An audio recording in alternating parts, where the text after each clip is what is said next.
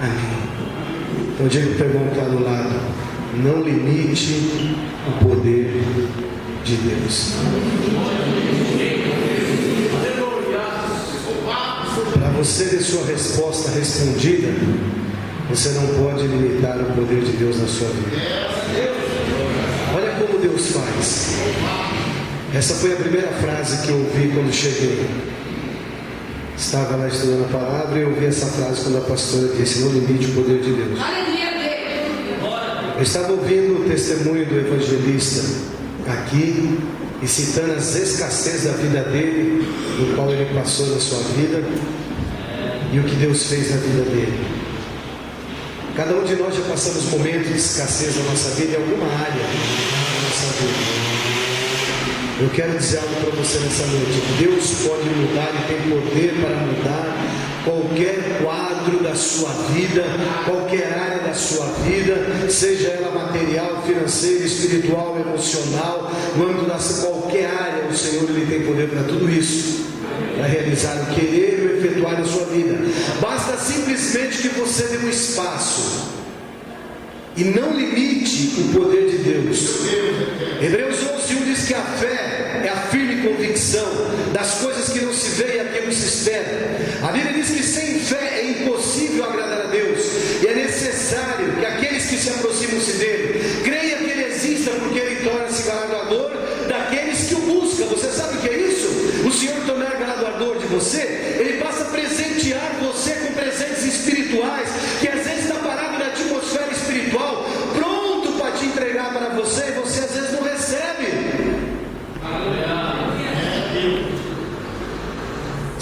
Sem fé é impossível agradar a Deus. Sem fé. A fé é o firme fundamento das coisas que você vê, aquilo que se espera. Amém? Amém. Mas a Bíblia diz que aquele que retroceder, está um pouquinho lá embaixo de Hebreus 11, irmãos. Está um pouquinho lá, está lá. Mas aquele que retroceder, a minha alma, diz o Senhor, não compraz nele. Aquele que voltar para trás. Então não é Deus que se afasta de nós, é nós que afastamos de Deus. A minha Bíblia, a sua Bíblia diz que o meu Deus, o seu Deus não é um Deus de longe, ele é um Deus de perto. Se ele é um Deus de perto, ele é um Deus de longe. E o sacrifício ele já fez na cruz do Calvário. E ele diz que aquele que vier até ele, de maneira alguma ele lança fora. Então o que está acontecendo? O erro está onde? Está em nós. Amém? Desembaia a tua espada aí, abre a tua Bíblia no livro de 1 Reis,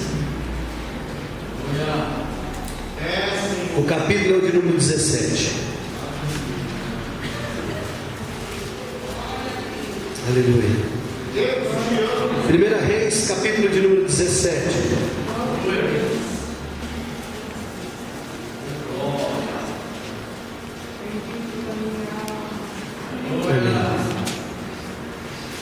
Primeira Reis está depois dos 5 primeiros livros do Pentateuco,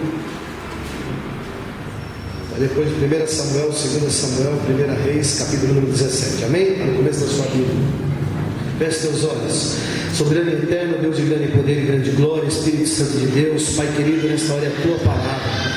Pai amado, o Senhor mover, meu Pai, ministra nesse local, nesta noite, fala aos nossos corações, caia por terra toda a carne, meu Pai, tudo aquilo que é contrário à tua vontade, meu Pai, à tua palavra, nós repreendemos agora pelo poder que há no nome e no sangue do Senhor Jesus. Ministra o coração dos seus que aqui entraram, Pai.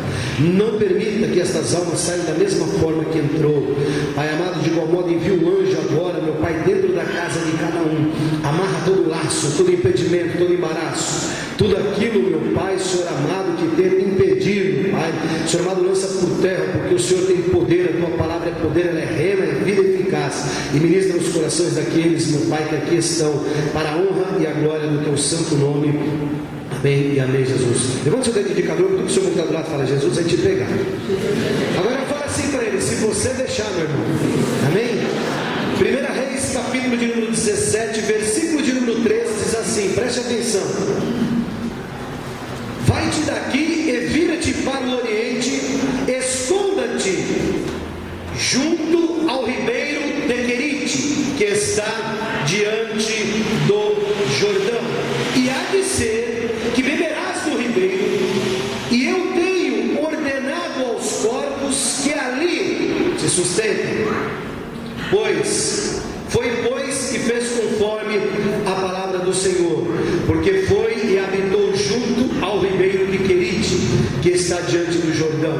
E os corpos lhe traziam pães e carne pela manhã, como também pão e carne à noite, e bebia do ribeiro. E sucedeu que, passados dias, o ribeiro secou-se, porque não tinha havido chuva na terra. No mesmo capítulo, vamos agora para o versículo de número 10, que diz assim: então ele se levantou e foi a Sarepta, e chegando à porta da cidade, eis que estava ali uma mulher viúva, apanhando lenha, e ele a chamou, ele disse: traze-me, peço-te, num vaso um pouco de água que beba.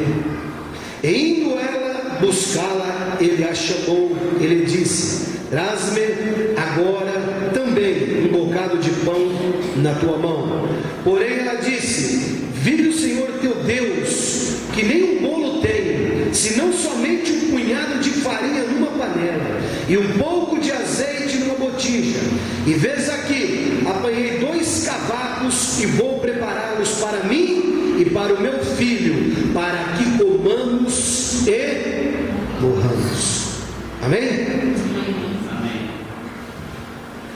Eu me lembro que eu já contei esse testemunho aqui. A escassez é algo que todos nós já experimentamos na nossa vida. Vocês notam que o evangelista subiu aqui em cima, e quando ele começou a testemunhar parte da sua vida, ele começou a citar momentos de escassez na vida dele, que ele passou em algum âmbito da vida dele, envolvendo o âmbito da saúde, que foi mexendo com a vida dele. E todos nós já passamos por momentos de escassez na nossa vida. Eu já passei por momentos de escassez muito difíceis, quando eu morava no interior de Minas, e ali ainda a minha esposa era viva, meus filhos todos pequenos. Eu morava numa chácara, dirigia a igreja, uma luta, uma dificuldade, comendo pé de frango, pescoço de frango, porque pelo que eu sei, é uma das misturas mais baratas ainda que você encontra no frango. Muitos açougues nem cobram, não há carcaça para você, lá você vai lá, às vezes até dão, de tão barato. A escassez era tão grande na nossa vida, e dirigir a obra, dirigir a igreja, muitas vezes passava tanta necessidade, que a luta era tão grande, que há um perigo do seu lado emocional ele começar a ser abalado.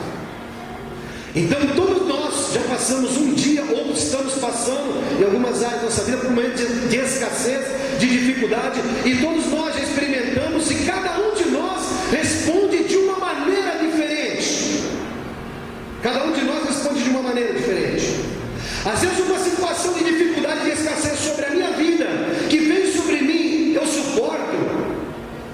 Muitas vezes pode vir para uma outra pessoa e não aguentar aquele fardo, mas a Bíblia diz que o Senhor ele não dá um fardo maior do que aquele que nós podemos suportar. Eu me recordo que quando o Senhor estava prestes a recolher a minha esposa, eu me encontrava dentro da empresa trabalhando. Ela já se encontrava na UTI. O meu filho do meio havia quebrado a perna, estava internado no hospital, e o Senhor prestes a recolher a minha esposa do outro lado. Eu não poderia falar para ela que o meu filho estava internado, que havia quebrado a perna, separado o pé do tornozelo. Não poderia falar que ela já estava sensível. Era uma luta tão grande interior travada. Você tinha que chorar, você tinha que chorar longe dos filhos, você não podia chorar perto dos filhos. Eu me recordo um dia que quando os médicos tiraram as esperanças, meu pai pegou o carro e estava indo comigo, nós vinha vindo pela Rua Amada. Eu falei para o meu pai: para o carro aqui, eu tenho que chorar, eu não posso chegar em casa e meus filhos me ver chorando. E meu pai parou um carro, velhinho de cabeça branca, que nem evangélico ele é, e falou: então chore. Eu chorei. E eu chorei. Você sabe aquele choro que você quer parar de chorar e você não consegue parar mais de chorar? Você não consegue parar de chorar, você quer parar e você não consegue. A hora que eu parei de chorar, enxuguei as lágrimas, disse para o meu pai: pode tocar o carro, vamos embora. Aquele velho de cabelo branco olhou para mim, virou e falou assim: não, meu filho, eu tenho algo para falar para você. Você já chorou? Eu falei: chorei. Mas eu tenho algo para te falar. Agora você vai levantar a tua cabeça, e você tem 3 filhos que vai depender única e exclusivamente de você. Então nós passamos por momentos em nossa vida de escassez tão grande, que parece que o chão sai dos nossos pés, mas cada um responde de uma maneira. Eu me recordo que quando tudo isso aconteceu na minha vida, o Senhor recolheu tudo, aconteceu. Eu me recordo que um rapaz chegou para mim dentro da empresa e falou assim para mim: olha, eu não sei como você está conseguindo passar por tudo isso, porque simplesmente minha noiva me deixou. Eu já estou querendo quase me matar. O tipo de luta que às vezes você está passando, meu irmão, se outro estivesse passando aqui no seu lugar, talvez passando no teu lugar, o que o irmão está passando para você às vezes parece que não é luta. É você, às vezes, você olhando nos olhos humanos assim, fala: mas nem não é luz, nem eu aguentaria. Às vezes você não conseguia mexer com o dedo. E às vezes a luta que está sobre a tua vida, que muitos olham para você, se nós pudéssemos entrar aqui, dentro da mente de cada um, dentro do coração de cada um aqui nessa noite, e saber o que está acontecendo com cada um, talvez nós assustaríamos.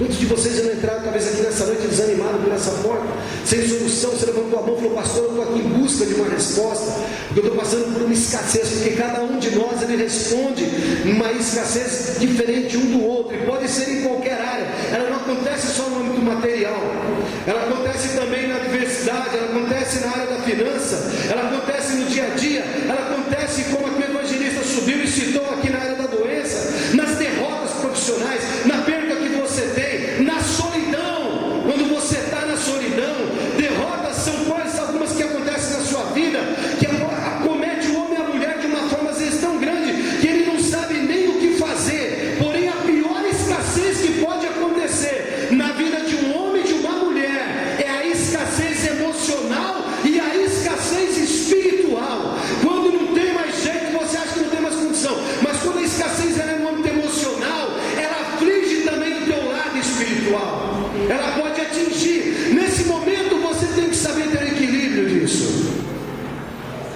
Você quer ver uma coisa? Homens que tiveram mergulhado dentro dessas áreas de escassez, em extrema situação de escassez. Um foi Abraão. Abraão passou pela escassez do seu filho, que ele não tinha parte da herança. O Senhor se manifesta a ele, ele tinha de 85 anos, faz uma promessa para ele na tenda.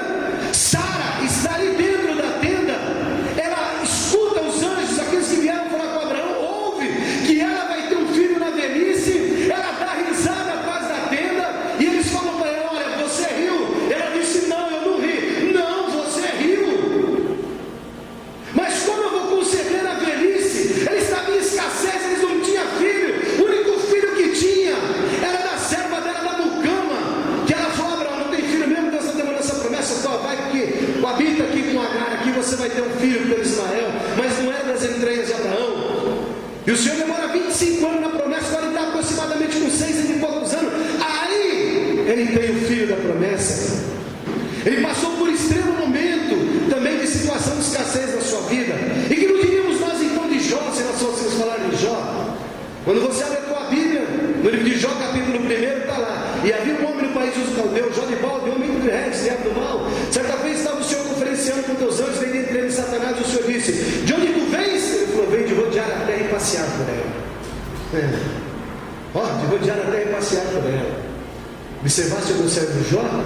Um homem íntegro e reto que se desvia do mal. Satanás virou para Deus e falou assim: será que não é porque o Senhor serve, quer dizer cobre, ele de bem, que ele te serve? Era um homem próspero.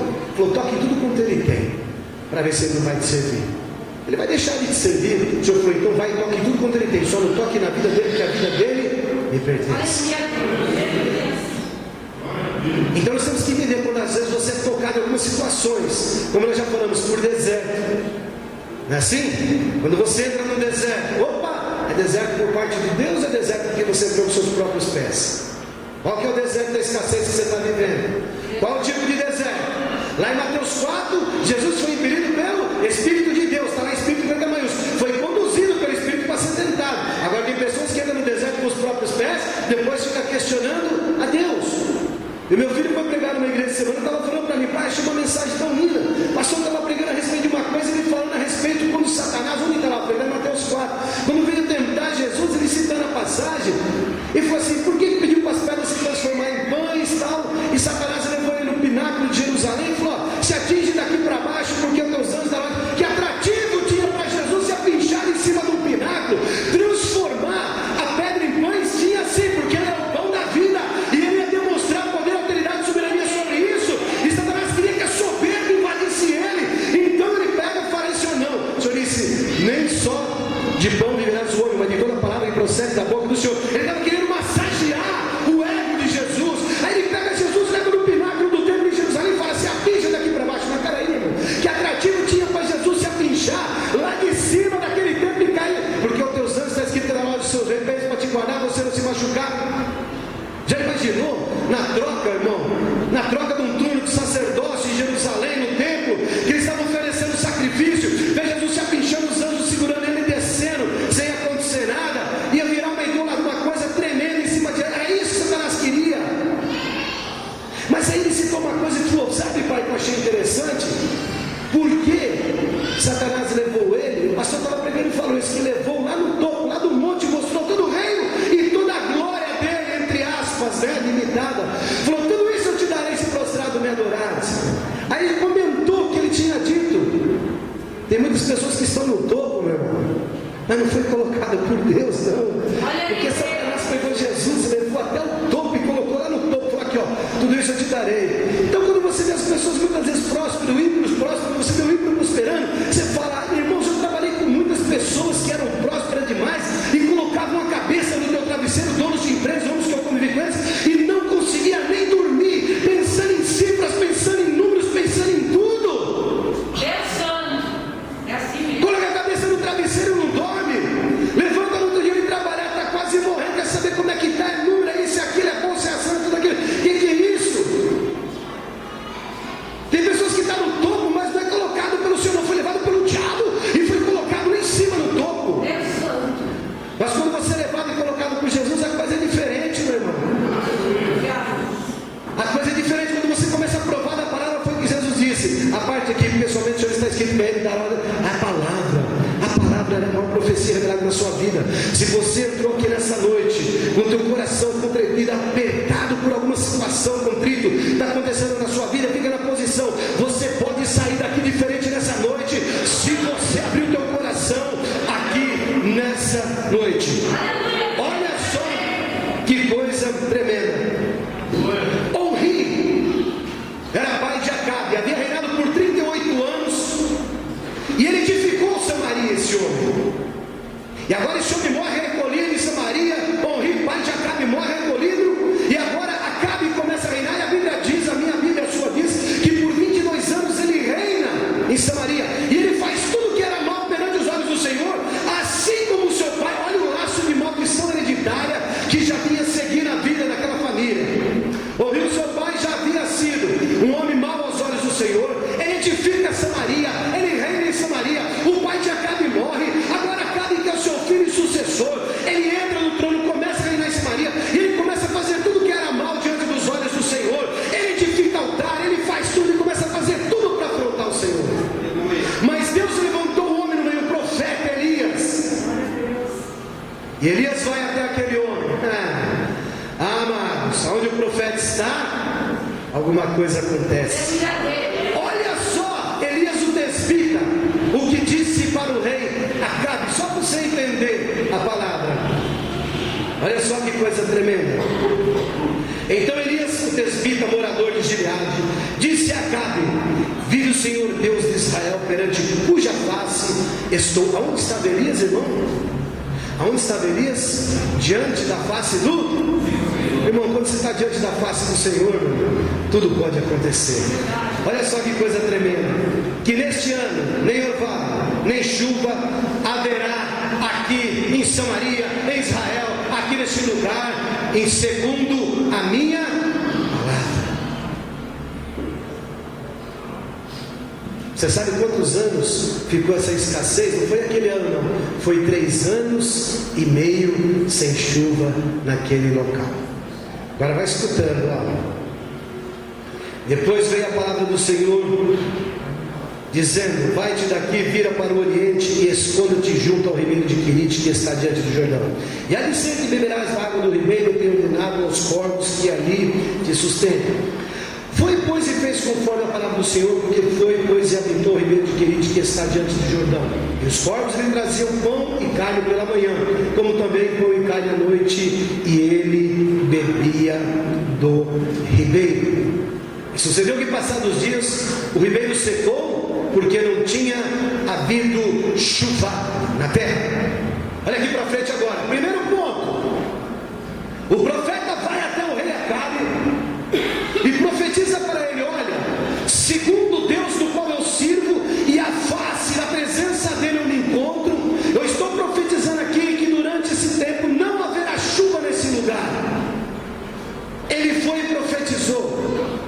Acabe havia pegado uma mulher, Jezabel, Ciro Fenícia, para ele coabitar junto com ela. Ele fazia tudo que era mal, levantava altares, fazia tudo que era ao desagrado do Senhor. E agora Elias, o Senhor manda ele até, o profeta vai até o rei Acabe e profetiza que não haverá chuva ali em Israel durante o tempo, enquanto ele determinar pela palavra.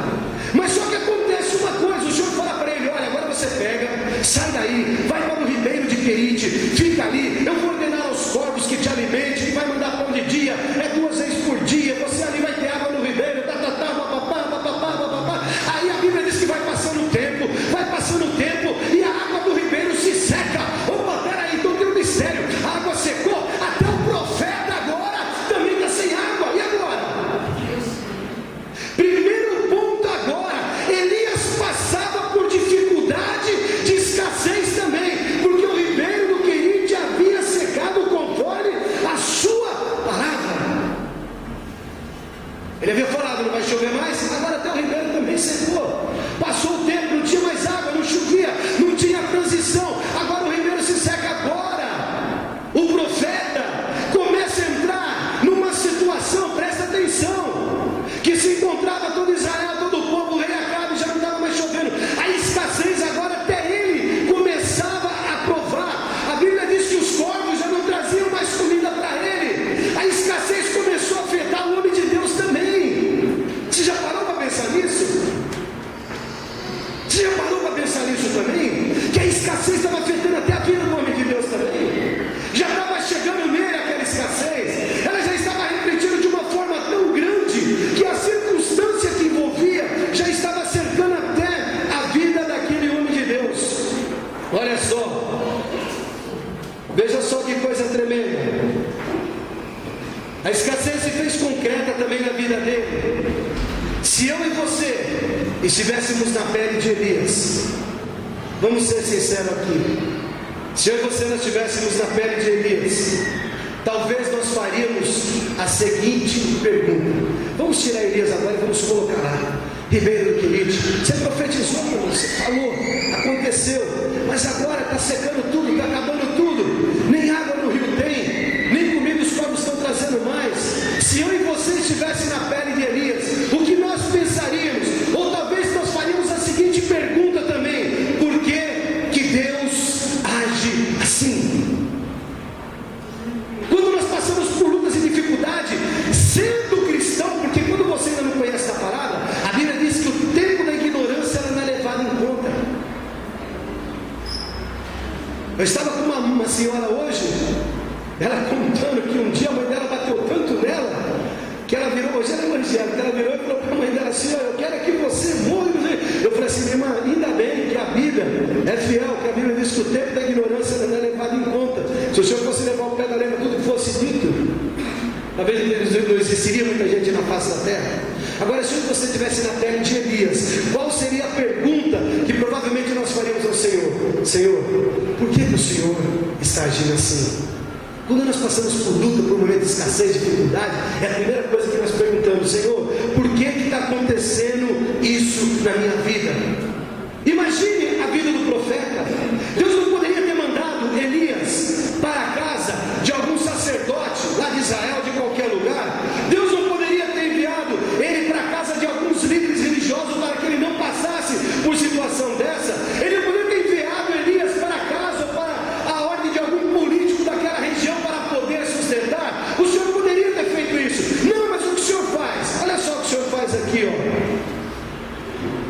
levanta-te, vai a Sarepta que é de Sidom, e habita ali, eis que ordenei uma mulher viúva que te sustente.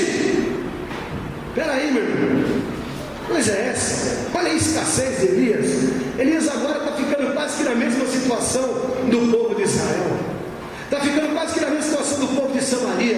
Comida já não tinha mais, escassez era enorme naquela região, porque quando não tem mais chuva, não tem mais nada, como é que o povo ia sobreviver? Não é como que na época de hoje, é pior ainda naquela época. Agora o Senhor, em vez de mandar ele para uma casa de um político, uma pessoa renomada, uma pessoa que tem condição para ajudar, manda ele para onde? Para a casa de uma viúva que tinha um filho só, estava numa situação pior que a dele. Olha só que coisa, ele manda Elias para a casa de uma mulher que não tinha ele nem beira. Você já parou para pensar nos mistérios, como que Deus age? Às vezes nós questionamos a Deus: Senhor, por que eu estou passando por isso?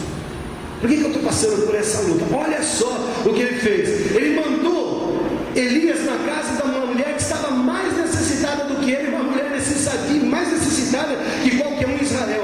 A Bíblia diz que a situação daquela escassez da mulher era tão grande, era tão crítica, que ela estava preparando a sua última refeição e aguardava a morte com o seu único filho. Olha como estava a cabeça dessa mulher, aonde Deus mandou. Irmãos, é fácil nós ler, mas vamos parar e fazer uma retrospectiva. Deus fala para ele: você vai para a casa de uma viúva e você vai ficar lá agora, ela vai te sustentar. Mas como sustentar? Numa viúva sem ele nem beira, não tinha como que fazer. Ia preparar a última refeição para comer ela, o seu filho, e ela estava esperando a morte. Veja só que coisa. Elias tinha necessidade de qualquer ser humano, porém Elias, ele lidava com duas realidades. Olha só, é nessa que você tem que entrar agora. Elias, ele simplesmente lidava com duas situações. Ele lidava com duas realidades. A primeira, a do espírito. Ele lidava com duas realidades na vida dele. Por que a do espírito? Porque ele era sensível à voz de Deus. A segunda realidade que Elias lutava e confrontava dentro dele também era a carne, porque ele era sensível às circunstâncias da vida que rodeava ele. Você já parou para pensar nisso? Você parou para pensar nisso? Ele lidava com duas realidades. A primeira do espírito, porque ele era sensível à voz do Senhor, e a segunda era a circunstância da carne. Onde Deus manda ele? Para a casa de uma viúva, irmãos. Sem mulher há quanto tempo talvez, hein? Manda ele lá, 3 anos e pouco lá. Vai lá, vaso, vai naquela guerra lá. Uma viúva, ela não tem compromisso, ela não tem nada, é viúva, ela está sozinha. Vai lá, Elias, vamos começar a provar esse negócio aí, vamos ver. Mandou para a casa de uma viúva, primeiro ponto. Já foi provar a carne do homem ali também. Uma mulher sem ele nem beira, não tinha condição nenhuma. A mulher estava numa situação pior que a dele. Aí muitas das vezes nós paramos como cristãos e nós pensamos a seguinte coisa: eu sou fiel ao Senhor, eu trabalho na obra há tanto tempo, sou dedicado à oração, eu falo